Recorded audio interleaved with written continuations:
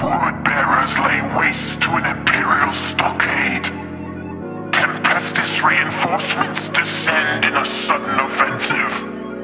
Now the fate of a planet hangs in the balance. Here on Mountain's Side Tabletop.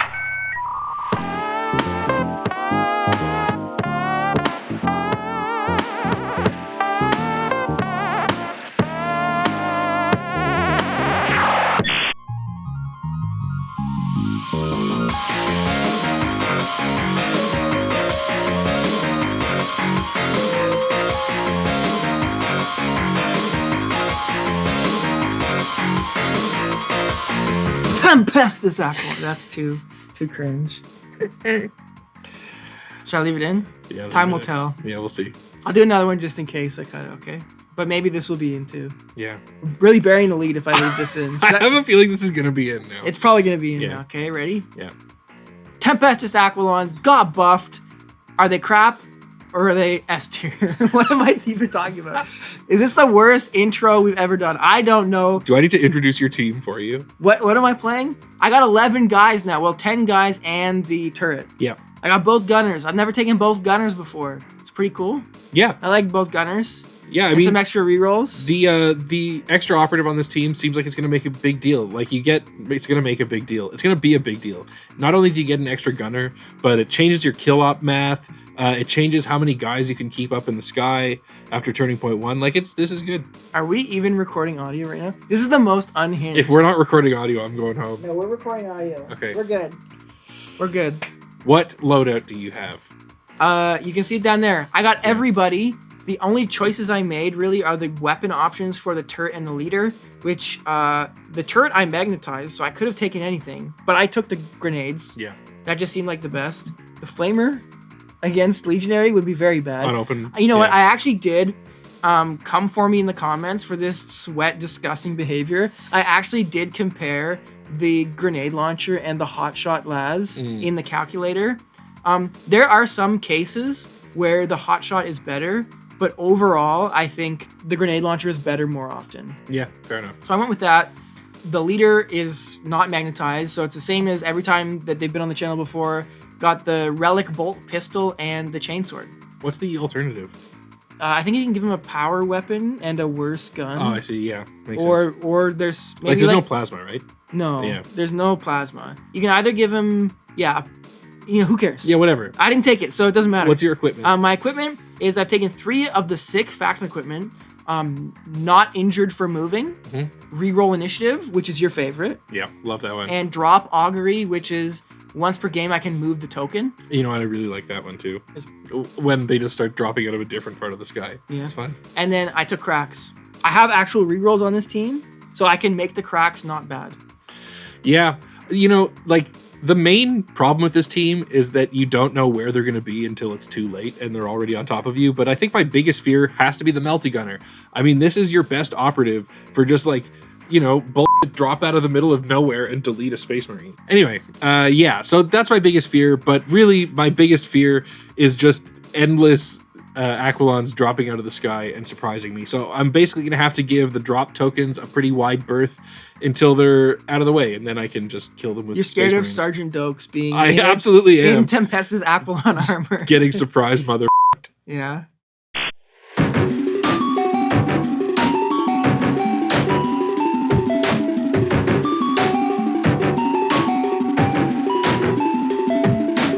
All right, back with my freshly painted Legionaries on the team. A few weeks ago, I had nothing to do on a Sunday, and I thought I hate my Legionary paint job, so I put on a Word Bearer's Heresy audiobook and just slammed these out. And I'm pretty happy with how they came together for being so fast. But yeah, whatever, it doesn't matter. What is notable about my loadout is nothing really. I got the Plasma Gunner instead of the Melta because I'm going to have to take long shots with him. And I've got the Anointed for the first time. I've never used it before. I usually take the Butcher, But into 8 wound teams, any of the good melee operatives are going to take at least 2 hits to kill something. So the Butcher hitting on 4s, I don't want to deal with. I gave everything Mark of Slaanesh, both because I love the extra inch of movement. I really like Quicksilver Speed as a strategy ploy, and I like keeping them all the same because it's just one less thing to think about and one less thing to manage. Yeah. Also, I've got 1 normal warrior. They're not as good as they used to be, but they're still pretty good. And especially into 8 wound operatives, like a chainsword and a bolt pistol, still pretty excellent. Did you name your warrior? Did I name it? Wario? Wario? No. What's his name? He doesn't have one. He doesn't have a name? No, he doesn't. The nameless. He is. So you can see my equipment below. It's mostly faction equipment plus a heavy barricade minus malefic blades. I think your team is going to be hard to kill. Yeah. Like, okay, so the Aquilons are good at getting through Space Marines, obviously. Yep. 2 melt as effectively. Yeah. Plasma. Like, some good ways to chew through you. But honestly, like, even with that, it's going to be hard to consistently one-shot you. Yeah. And that Balefire is just going to keep healing guys. And so any chip damage I get, I always have to be thinking, is this actually going to do anything? Or are you just going to heal it back? That's going to be annoying. Balefire is just annoying. It's pretty annoying, but gotta love it. I mean, Yeah. it is a pretty cool model, honestly, but kind of annoying still. All right, on to the game. For today's game, we're playing on an open board, layout 6, and we're using Moroch terrain. And for the crit op, we've got transmission. We roll off, Vic wins, and he takes initiative for himself. He sets up a heavy barricade, and then we place our operatives. And obviously most of mine are just chilling in the ship in the sky. In the scouting phase, we both select an extra piece of equipment, and we both select smokes, interestingly enough. Brad's going to give me the initiative for turning point 1, and we move on into the game.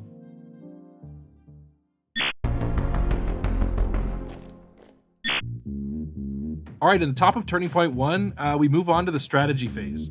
I've got this Chaos Talisman equipment that makes me select a Chaos mark for each turn. I only have Mark of Slaanesh running today, so I'm going to say it now. It's Mark of Slaanesh, and I'm not going to mention it for the rest of the game. And then I'm going to put Warded Armor, which is another piece of equipment, on my Shrive Talon.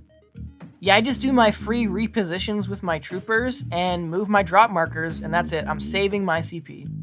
All right, so obviously we have a pretty standard new Kill Team edition, Turning Point 1. Not a lot happens here. We're both just moving up and trying to threaten some positions for Turning Point 2. My Shrive Talon's moving up the right side of the board and is going to drop a smoke on themselves just because, you know, no point in losing 17% of my team in the first turn for no reason. Yeah, I'm dropping my turret in as the very last activation. And you know, I have a shot here. I figured why not just take an obscured shot against your Shrive Talon. They're in smoke and they have warded armor, but like, what else am I gonna do? Yeah. But it's a whiff, so nothing really happens. And that's it. Moving on up. Yeah. Half my guys are still in the ship.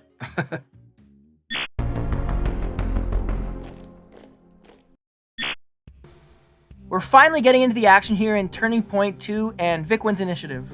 He plays Quicksilver Speed and puts Warded Armor on his Shrive Talon. In addition to moving my drop token up, I play Sudden Offensive and Eye in the Sky, targeting Vic's Warrior, Anointed, and Chosen.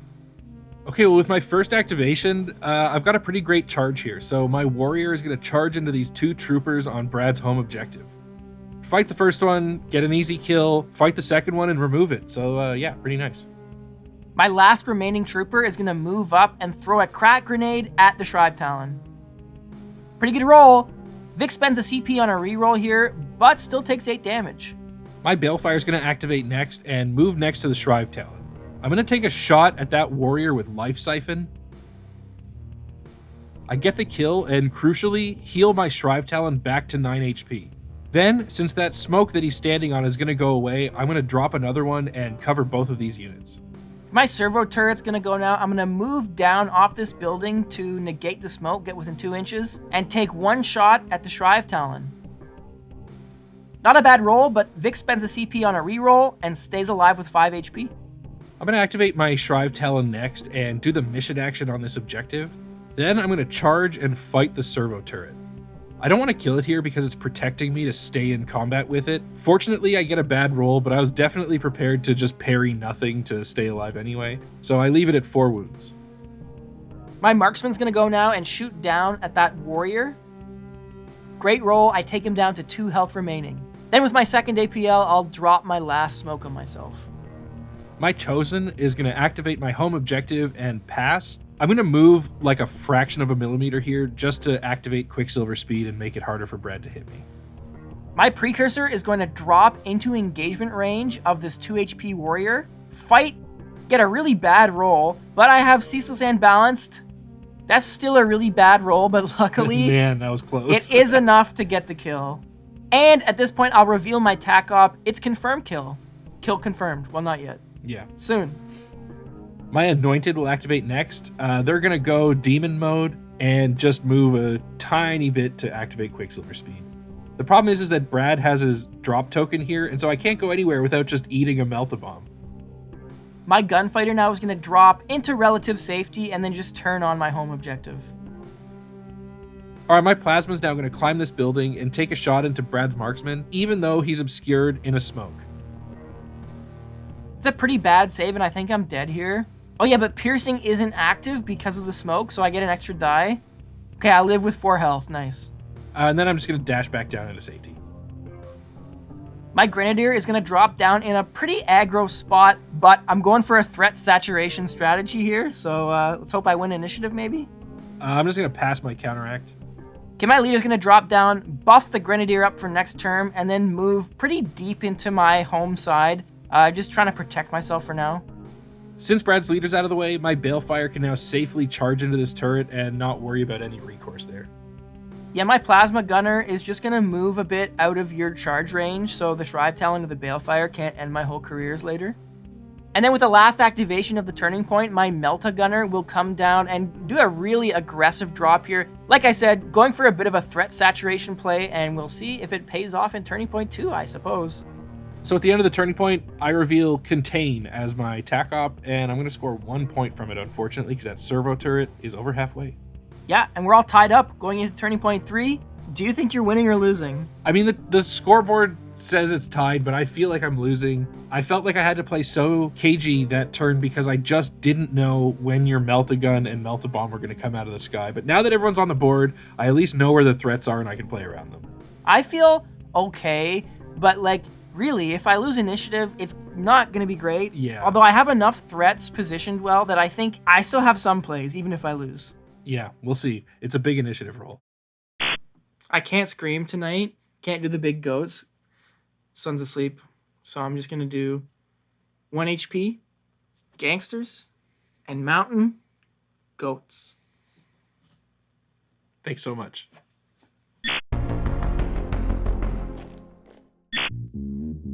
In Turning Point 3, I win initiative, which is great. I play Sudden Offensive and maintain momentum, while Vic plays Quicksilver Speed and Implacable, and puts Warded Armor on his leader. And with my first activation, I think I gotta go with this Melt-A-Gunner, so I'm gonna rush onto Vic's home objective and shoot his leader. That's a great roll. 1 shot, 1 kill. Yeah, that's brutal. I mean, I don't know what I really could have done against that, but it happens. Probably not much, to be honest. Yeah. All right, well, time to make lemonade, I guess. My Anointed is going to double charge the Grenadier and the Precursor. I'm going to fight the Grenadier first and get a pretty bad roll here.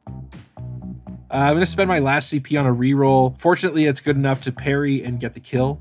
Then I'm going to attack Brad's Precursor. Once again, parry him out and kill him. Okay, gotta stop giving you double kills. What is this? Yeah, well. Okay, my Marksman now is going to shoot that Anointed with the mobile profile so I can move later.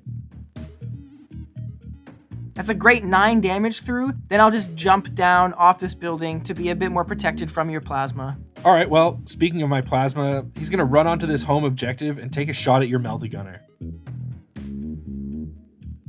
I get the kill, and I'm going to use my last APL to turn on the objective. Yeah, I knew that was coming. Yeah. That's fine. But my Gunfighter now is going to try and finish off the Anointed. I'm going to take a focused shot. I get no damage through there, which is a bit brutal. Yeah. I'll just turn on my home objective, I guess. My Balefire is going to fight the turret, pretty easily get the kill, and heal 3 damage back on my Shrive Talon up to 8 wounds. And then I'm going to move and Fire Blast the Gunfighter. Unfortunately, I only get 3 damage through here. I'm going to go with my Tempester now, and I've learned my lesson. I'm not going to charge and fight just in case I get a really bad roll. I'm going to try and soften you up first with my pistol, so I'll take a shot at the Anointed.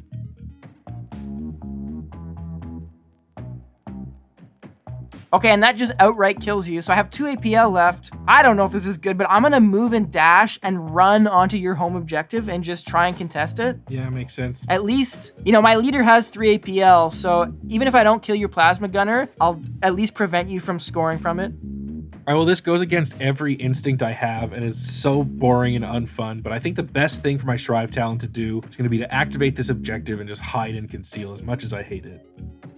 Okay, and with the last activation of the turning point, my plasma gunner is going to move up next to my confirm kill token and shoot your plasma gunner.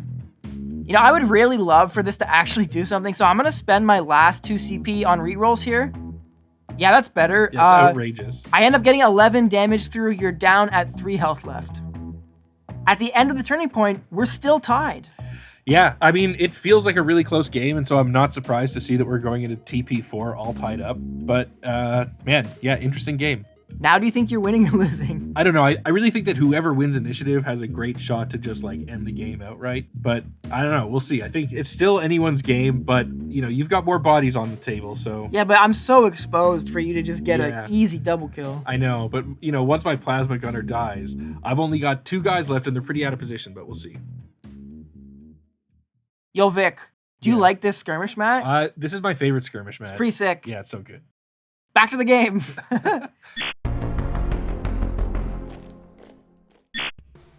In turning point 4, I win initiative. I don't even have to use my equipment piece. Yeah. Easy game. Vic puts warded armor on his Balefire Acolyte, and none of us spend any CP on anything. So with the first activation, you know, I really was thinking, is the obvious play actually the right play? And I'm thinking just, you know, try and kill your plasma gunner with my leader.